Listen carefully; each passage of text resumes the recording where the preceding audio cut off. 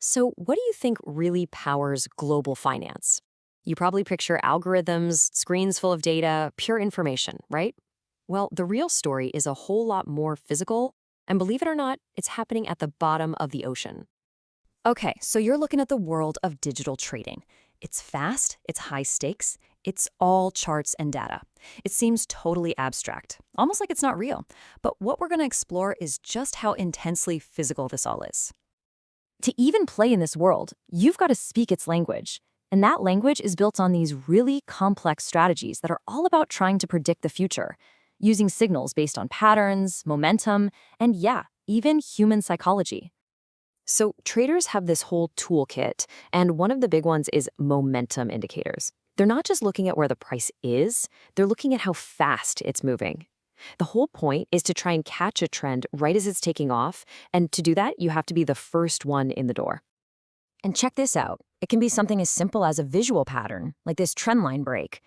The instant the price crosses that line, boom, automated algorithms can execute multi-million-dollar trades. If you're even a millisecond late, you've missed the boat completely. Then you've got this other cool trick called RSI divergence. Think of it like a little secret warning system. The RSI can start to show that momentum is getting weaker, even while the price is still going up. It's a little hint to a trader that, hey, this trend might be about to flip. And, it's not all cold, hard math. It's about human emotion, too. Sentiment indicators try to put a number on what the crowd is feeling so traders can follow that old rule, buy the fear, sell the greed. But again, the only way that works is if you act on it, fast. So, you've got all these super fast decisions based on these intricate patterns and psychology, all happening in a blink. But when you try to do that on a global scale, well, that's when you run into a really fascinating physical problem. Just think about it for a second. A trader in New York clicks buy on a stock that's listed in London. Where does that click, that little piece of information, actually go? How does it get across an entire ocean in a fraction of a second? Because in this game, the speed of that journey is everything. And the answer isn't some vague idea like the cloud. It's not magic. It's intensely physical, and it's happening on the dark, cold, high-pressure floor of the Atlantic Ocean. We're talking about the real backbone of the global internet. Thousands upon thousands of kilometers of fiber optic cables. These are the true information superhighways that connect our continents. And the scale of this stuff, it's just mind-blowing. A single one of these modern cables, like Google's Grace Hopper, can carry 352 terabits per second. That's enough bandwidth to stream over 70 million HD movies at the exact same time.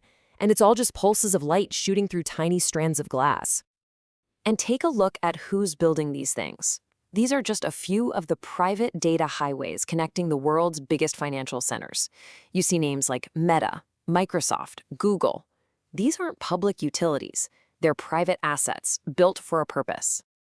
So you have to ask, why spend billions of dollars laying these massive projects on the ocean floor?